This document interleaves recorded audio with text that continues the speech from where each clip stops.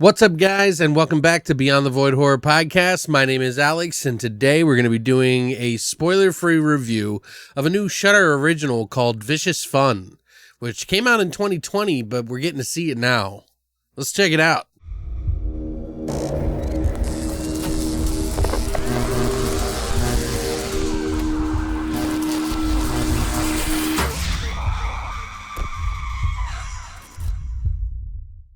Now, Vicious Fun is a Canadian film that's actually part comedy, part horror, but mostly comedy. It is a comedy film about a boy named Joel who works at a horror magazine akin to something like Fangoria or Rue Morgue.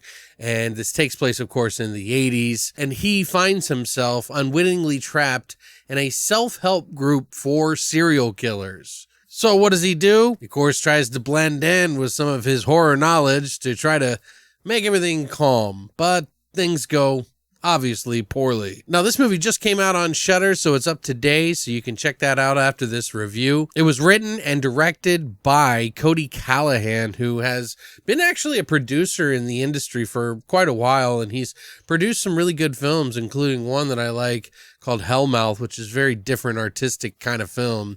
But he's also done the movies as a director called Antisocial 1 and 2. He, of course, had help with James Villanueva, who's pretty new to the writing scene. Some of the stars in this movie is Evan Marsh, who plays Joel, otherwise known as the bully in Shazam! And we also have Amber Goldfarb, who plays the kick-ass serial killer, sorta.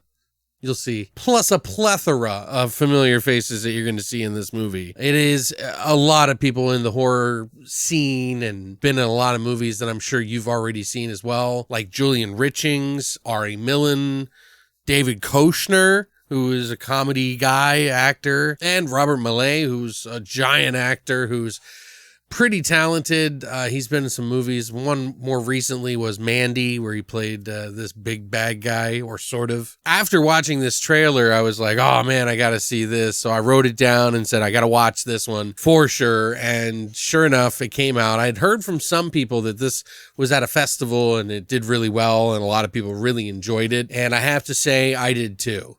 Quite a bit. I enjoyed this movie from start to finish. There is a little bit of a lag in the second to third act area, which tends to happen in most movies. But for comedy, honestly, this is a pretty fast-paced film that should have you laughing and at least enjoying what you're seeing, because it is a lot of fun on the screen. Now, is everything funny, every single thing, all the fucking time? No, but there were some genuine laughs I got from this movie out loud by myself. And I will say that, it did take me a little while to get into the movie and its like sort of humor in its world, because like I said, it's bringing you into the world that it's created. And that can be hit or miss for some people, depending on the type of humor that you like. But I'd say by the first 20 minutes, even if I didn't laugh out loud, I was still enjoying my time. And that's important. The writing for this is pretty slick. The music and the score that Steph Copeland did for this, along with other synthwave and dark synth sort of music that was put into this soundtrack and score together, really make this one kind of stand out a lot. So if you're a fan of like synthwave, dark synths in general, and you got that sort of 80s thing for you, this should please you there. The atmosphere for it is really fun. I think they did a really good job. I was a little concerned about the lead role of Joel at first, played by Evan Marsh, but he kind of quickly gets you into his character, because a lot of the acting and a lot of the comedic beats and everything in this movie are going to be over the top. Intentionally done so. This is a world that they're creating that you're going to be brought into, not the other way around. So it's not about convincing you that this world is real. It's about convincing you that this world is ridiculous and fun, which it is. Joel's character, when he goes into this self-help meeting accidentally with all these serial killers, was pretty fucking gold. I enjoyed that part quite a bit.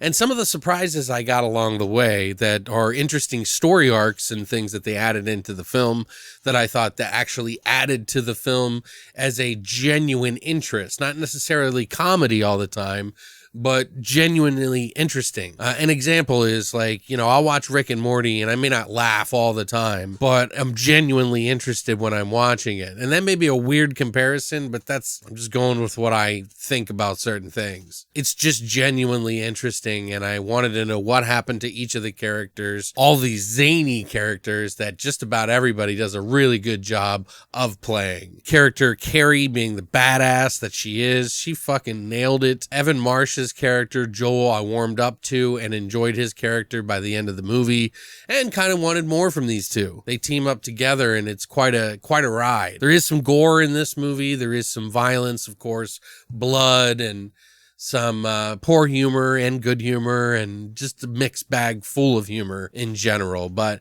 overall, it's just one hell of a fun movie that I think that you could pop on at any point in time and just have a fun time with. This year, for whatever reason, I don't know what it is, and I know this movie came out last year technically, but for me, I'm seeing it this year, and this year alone has been like comedy horror gold for a lot of independent films, a lot of movies that I've seen this year that I just am really happy to see like comedy thrive. Horror and comedy mix so well together sometimes. It's just insane. And we've had a bunch of fucking movies this year that I think are going to be on my top list. So this just may be the year that we really, truly needed to laugh.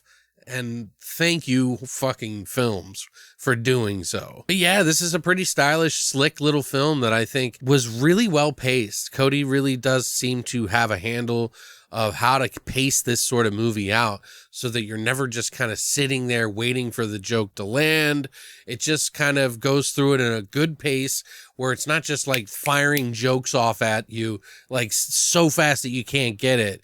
It's perfectly paced, and that's very important to me in a comedy horror film. So that it's not in your face, punching you over and over and over again, and not being boring either, which is important too. It has a kind of a typical ending that you would sort of expect, but I liked it. Where does this world go from here?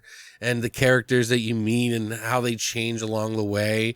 All the different serial killers that you get to meet and like their particular styles kind of mimic other sort of slashers or serial killers or something. You got the Hannibal guy, you got the Jason guy, you got the meticulous weird little old guy. It's just a nice little mix. I won't explain which one's which, but you'll get it and you'll pick it up as it goes along. And I think you'll enjoy and respect the fact that they put some effort into these characters. But yeah, man, I had a lot of fun and I really enjoyed a lot of the aspects in this film. Was it a perfect film? No. I still think that this deserves at least a 7.5, if not an 8. It really just depends on what you like. It had a lot of elements that I liked. The synthwave and sort of dark synth score that they had in this was really cool. They kind of blended it with that horror feel to give it like its own sort of thing. And I think Steph Copeland did a really good job on that. I think all of the cylinders that were firing in this are firing fairly proficiently. So it's like a pretty well-rounded film. And that's why I say an 8 wouldn't be bad at all for this film. I'd have to watch it a second time, but it's definitely going in the consideration pile for the top of this year. I feel like I need to watch so many more like intentionally scary movies this year just to make up for how many comedy horrors are going to be on this list for this year. But anyway, thank you guys so much for stopping by. Have you watched this on Shudder yet? What did you think of this film? Are you going to watch it? Have you anticipated watching this film from watching the trailer weeks or months ago? Let me know in the comments section down below. And if you enjoy this kind of content, we got plenty more coming for you. I actually have a movie haul that I got a lot of really cool stuff that we're going to do next. So keep an eye out for that today and another review for later tomorrow. So thanks for coming by. And as always, long live the void.